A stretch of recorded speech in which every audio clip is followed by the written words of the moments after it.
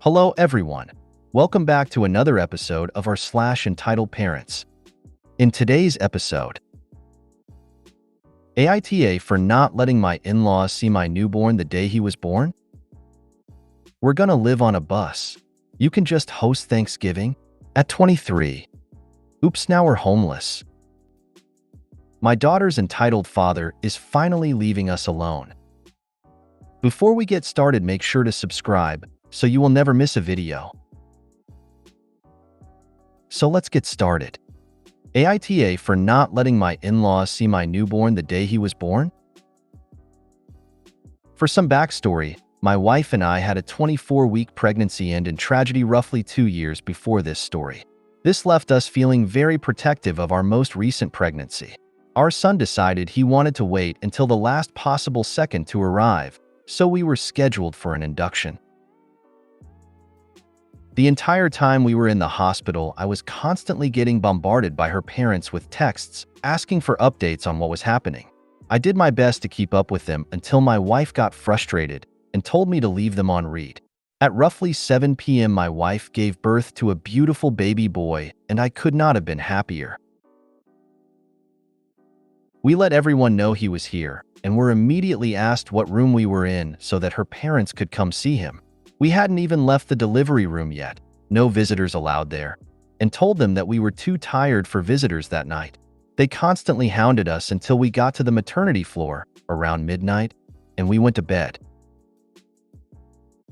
We awoke to angry texts and voicemails from my FIL saying how disappointed he was that we were so selfish and careless for not letting them come see their grandson. My MIL even had the audacity to say, "I might as well mourn this one too." All of this gutted my wife, as she had just pushed a human being out of her, and she was already emotionally exhausted. For the remainder of our stay at the hospital, they refused to come visit and wouldn't talk to us no matter what we said. The attitude kept up for the first 2 weeks of our son's life until I forced a confrontation over the phone where we were berated for not keeping them updated enough, not letting them come invade our space at midnight in the hospital, and making her FIL waste a PTO day. My son was born after he would have gotten off work, so it wouldn't have made a difference. In the end, I apologized just so my wife could stop stressing as it was affecting her recovery. So am I the asshole? NTA. They seem very controlling. I would be mindful of their behavior moving forward. Maybe once everyone is home and settled, you can have a talk with your wife about how she feels about their behavior overall. They sound like the kind of people that are building a nursery at home and will have no problem telling Opie how to raise their baby. Their baby, meaning the grandparents' baby, because they will maintain control until somebody puts them in their place. I couldn't imagine apologizing to them after the way they behaved. I would have told them to F off, and they can see the baby at 3 months if they get their crap together. You messed up by apologizing, even though you say you were doing it to take stress away from your wife. Really, what's happened is that by apologizing you admitted you were wrong and they were right. And that means you've reinforced their behavior. They're going to act like this again, and again, and again. A case like this is perfect for the non-apology apology. I'm sorry you didn't like our decision to let my wife rest after her difficult labor.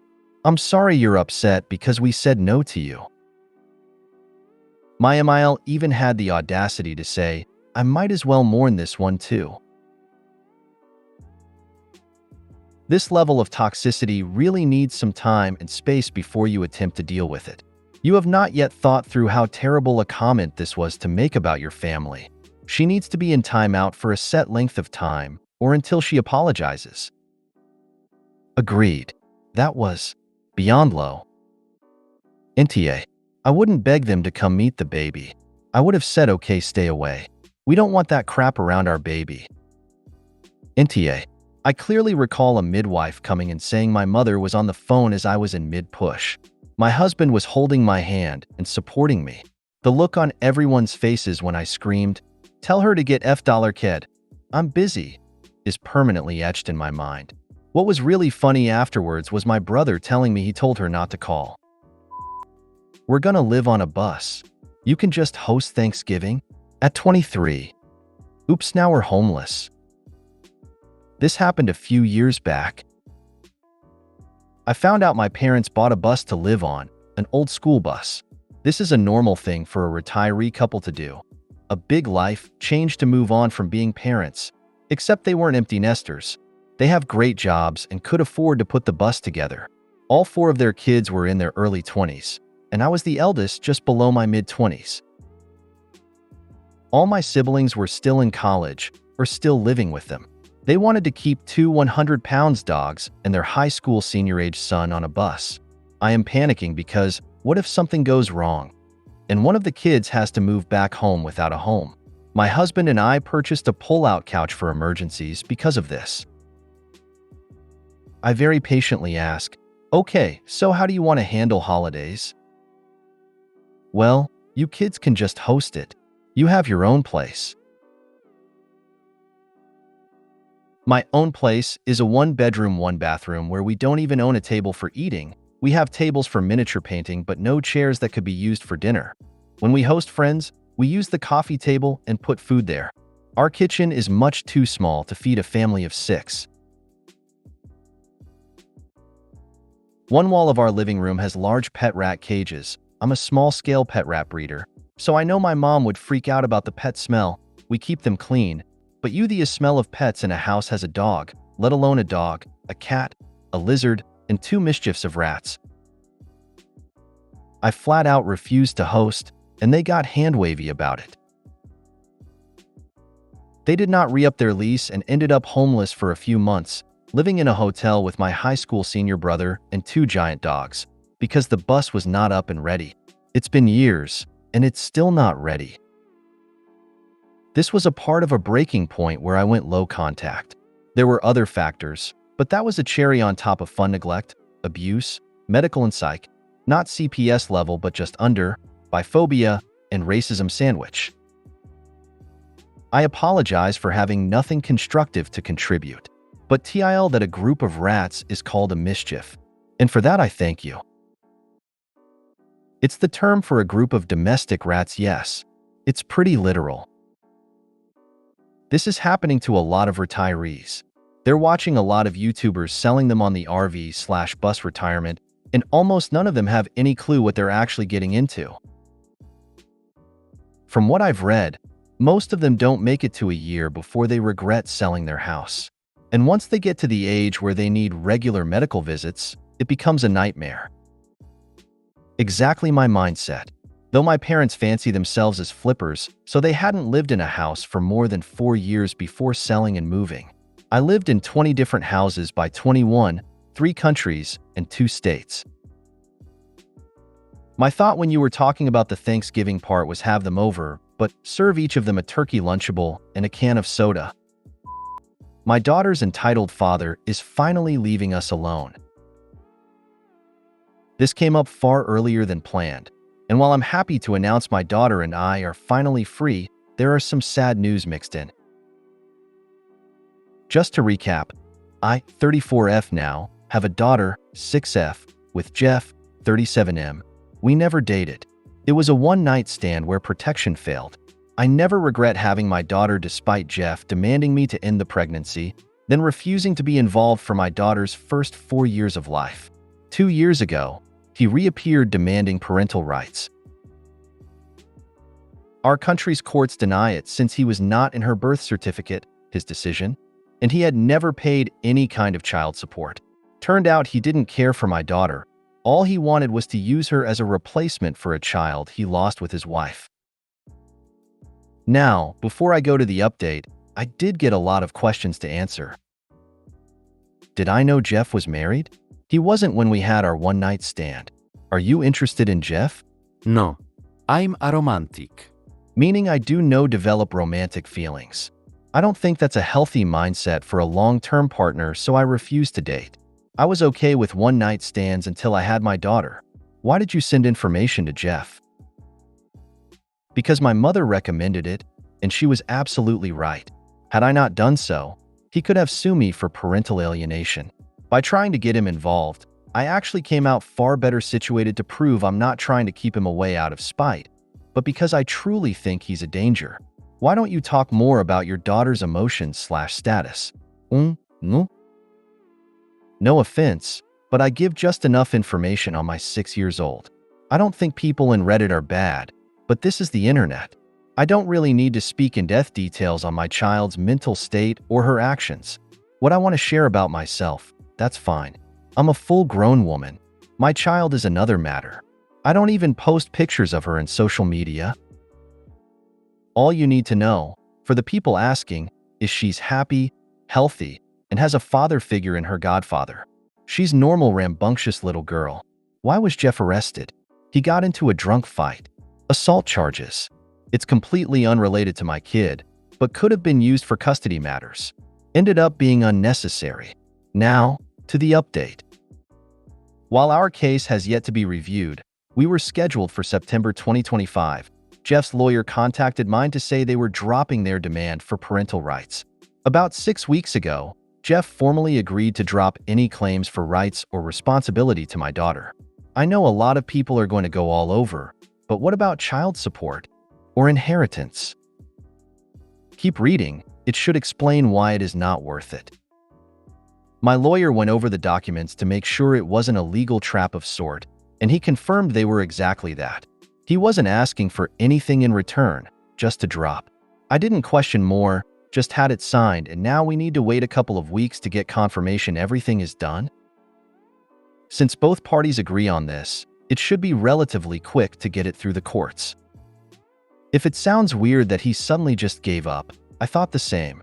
To be sincere, I was half tempted to snoop around, but I was way too busy making arrangements. As some people suggested, I will be moving. I won't leave the country I live in, but I plan to move closer to my support system, my daughter's godparents. Turns out there's a property less than 5 minutes away from them on sale. There's no home built yet, so I have a lot to do, but that's my intended new home. We also got not 1, not 2, 3 dogs. The cat probably is planning my murder. So with all of these changes, I have to admit, I didn't have time to snoop. The thing is, the whole thing came to me rather than me need to look. I met with Jeff's in-laws. It was pure coincidence. I waiting on some things in a store, and they were there. I had met them in passing in that mess of a Christmas party last year, but this is really the first time we talked. My daughter was thankfully at school since the topic was heavy. They recognized me and asked if I could speak to them. I wasn't sure, but I decided to be polite and offered to buy them a coffee. They were very nice, not entitled at all. They explained they were sorry for their daughter's behavior. She had not been the same since she lost her child. Those who called out that she was using her dead baby's name on my daughter were right, and they just wanted to clear the air with me. I told them I didn't personally blame them, but I couldn't forgive their daughter, and she was a big worry. That's when things *T hit the fan. The mother started crying, and the father explained Jeff's wife passed away. Self-inflicted. I feel like crap for the things I told them. I apologized, but they were very gracious and told me they knew I had no idea. We talked a little about her, about their grandchild. I found out what Jeff told me about how his child died was a lie. And now I don't feel so kind as to keep it wrapped up. He shook an infant because she was colic. If you don't know what that is, it's when babies just cry nonstop. I was angry. I'm still angry. No one should ever shake a baby to the point they pass away. That's just diabolical in my opinion. He had told me she just passed away from sudden infant mortality. It's a common thing here, unfortunately. They talked about Jeff and how he sworn up and down I would agree with his idea to have my daughter pass for their lost grandchild. And that would help their daughter. They were not really thinking straight, and I get it. Jeff is a charmer, and mix that with grief, it goes nowhere well. There were other things said, but the main thing was they didn't want any resentment on my part to their family or their daughter. I told them that I don't hate them or their daughter, and how sorry I was they had to go through all of this. They gave me a picture of my daughter's half-sister. She was a very cute baby, and I plan to one day explain things to my daughter. I think it's important she knows. I also know where Jeff's wife and her baby are buried. I think not yet, but when things aren't as raw as they are right now, I'll take my daughter to visit her sister. I called my lawyer after to give him these new details. He did reprimand me for speaking to the in-laws alone, but he understood the situation. My lawyer is a good friend of mine, and he tends to be very blunt when I make mistakes. He promised me he's making sure that whatever ties could exist between Jeff and my daughter are fully cut legally. More things have come to light too. People were right. Jeff was pretty much lying to everyone, trying to paint himself as this saintly father that couldn't possibly be part of his one surviving daughter's life. A lot of people immediately judge single mothers here as homewreckers or prostitutes, so I had a few bad encounters with people throwing insults and threats my way. Another thing that came up, which was relatively recent, this was about 2 weeks before he gave up. Jeff began telling people he offered to marry me, but I refused him, that I was always after his money. Thankfully, that one lie didn't go far with most people that know both of us, since I've made it very clear throughout my life that I'm never getting married. And I don't need his money. I got into a high-income job to care for my mom, and now my daughter. I don't really care for excessive luxury. His wife passed away not long before he sent the agreement. He didn't want anything to do with my daughter. It does explain why Jeff gave up. I still think he's the most horrible human being that exists. An entitled, murderous bastard. He felt entitled to my daughter. He failed his wife and killed an innocent baby. And I know he knows I'm posting this on Reddit. So if you read this, Jeff, I hope if karma real, it gives you everything you deserve. I want to say more, but I don't want to break Reddit's rules. But yeah, here's the good news mixed with terrible news. I might update this post if anything else happens, but I want to believe this is over. I just want to close this chapter and look into a new start. Small disclaimer. I don't know how he got away with killing his child. I have no access to police records or investigation. I'm not part of law enforcement or involved with any judicial entity. For people asking me for more information on it, I'm really sorry, but I can't give you a full legal case. I personally don't know how some people in Reddit get access to police records that easily, because I certainly don't have access to them. All the info I have is what I'm told by others, just me, or what my lawyer can find. Jeff killed his baby, then indirectly killed his wife. What a sick, horrible man. Justice would be him directly getting rid of himself, but he's too narcissistic to do that. Jeff deserves to rot in hell for eternity. An eternity in hell wearing damp jeans, wet socks, and a shirt with a stiff, itchy tag, suffering from cold and canker sores with nothing to drink but salt water or lemon juice, and nothing to look forward to except every hour on the hour a person 3 times his size, shaking the shit out of him. Forever and always. First of all, I'm glad you're free. I'm guessing this is why Jeff was arrested? Shouldn't he be in jail though? In many countries, shaking a baby in itself is jail time. I also think you should get a permanent restraining order for your family, since he directly caused the death of his child and indirectly his wife. Realistically, he could meet another woman and try for your daughter again. This guy is either a narcissist or a flat-out sociopath. The fact that he immediately dropped pursuit of your daughter after his wife was killed proves it. She was just a tool to keep control. But seriously, he needs to rot in jail. If you made it to the end of the video, thanks for watching. Don't forget to like, subscribe, and share, and we will see you in the next video.